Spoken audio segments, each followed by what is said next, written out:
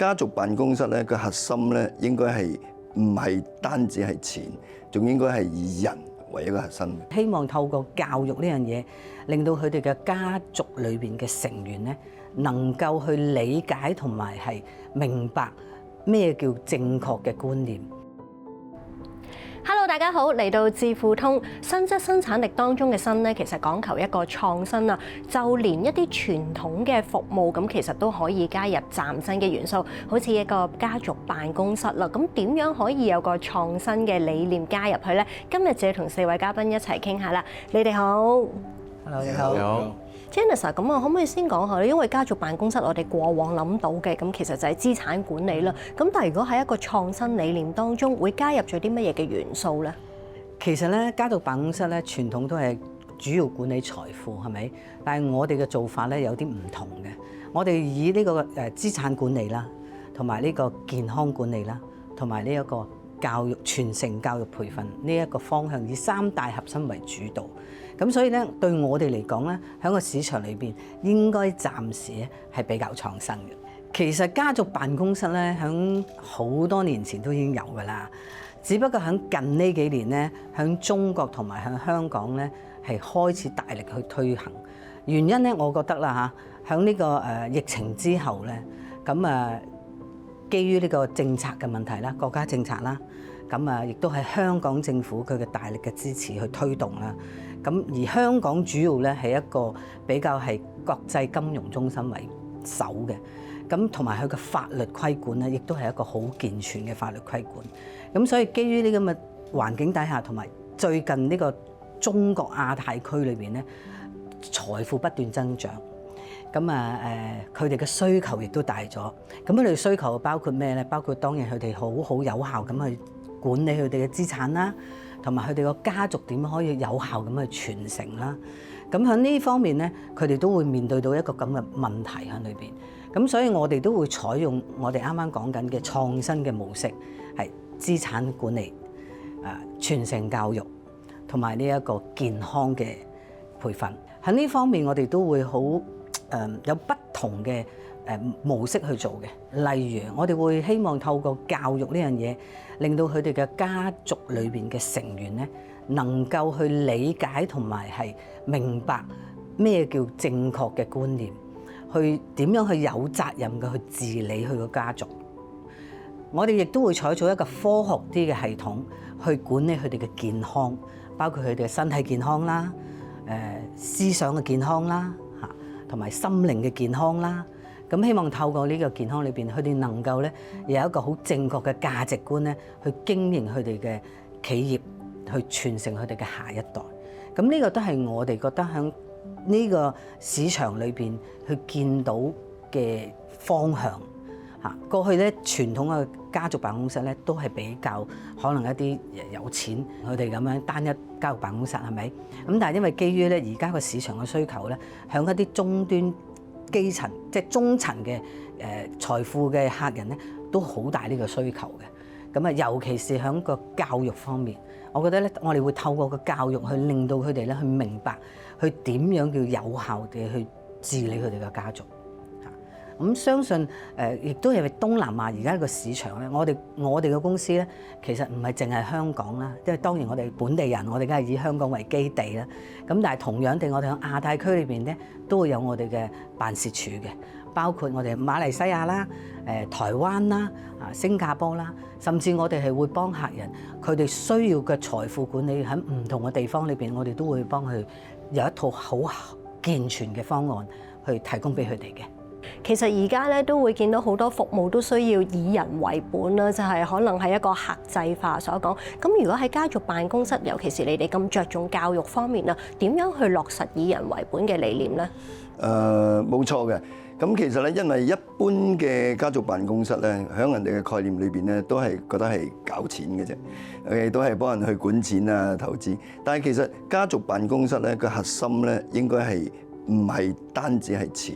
仲應該係以人為一個核心嘅。重要嘅係因為喺整個家族傳承裏邊咧，事實上咧一般去傳承嘅、去交接嘅並唔係錢咁簡單，仲有嘅就係佢嘅家族嘅裏邊嘅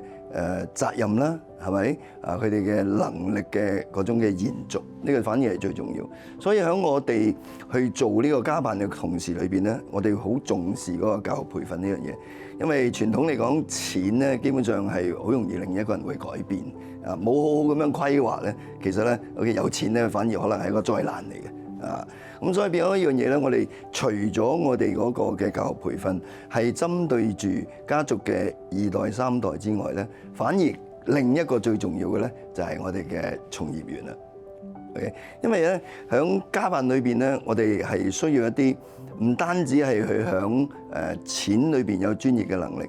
法律裏邊係專業嘅能力。但係同時嚟講咧，佢應該係對人咧 ，OK， 亦都有一個好大嘅認知嘅。因為點解咧？因為問心啊，一個家族裏邊其實就係人啫嘛。佢哋關心啲咩啊？即係咁努力投資咗咁多錢翻嚟，佢哋關心嘅唔單止係將錢要傳落去，係反而係仲關心就係錢係點樣傳落去。但係呢個開悟啊，呢個認知嘅要打開咧啊，就唔係一時三刻嘅。咁而最重要就係中間要有一個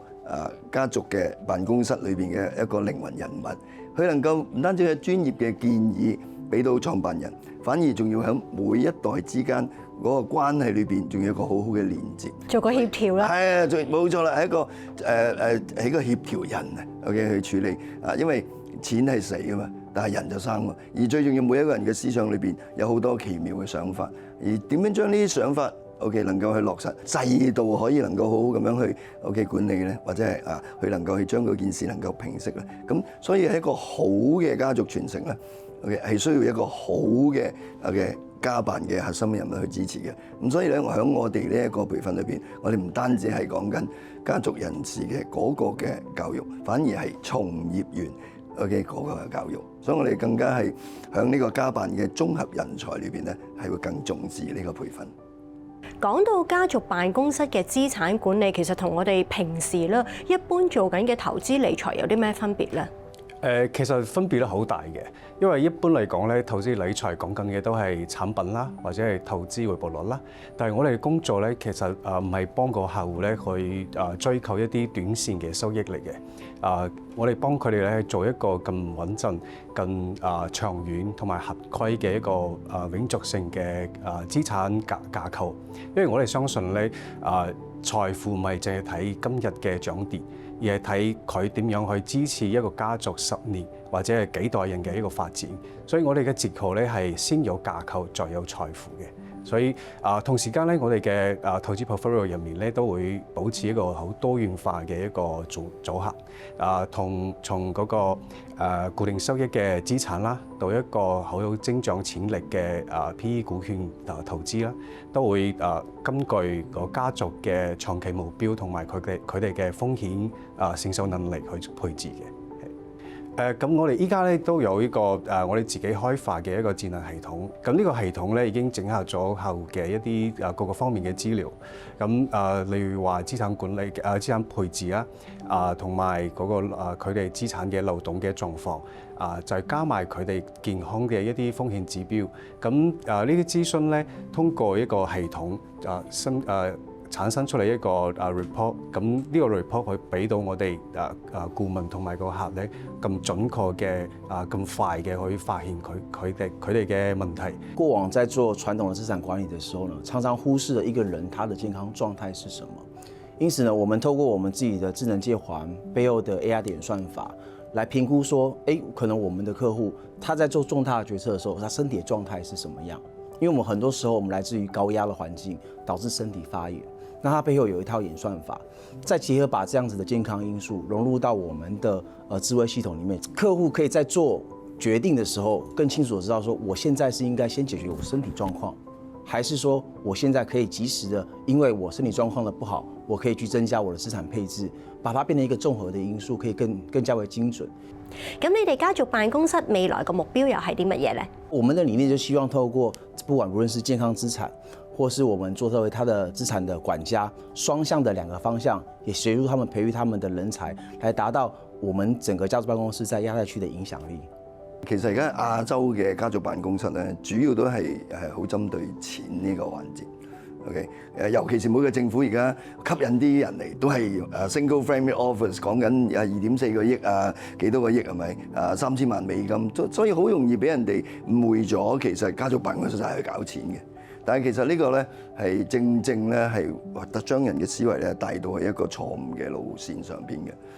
錢係必須要搞嘅，但係點樣將佢搞得更健康？健康嘅唔單止係錢，唔單止係財富，仲要係健康嘅思維。OK， 健康嘅家庭關係，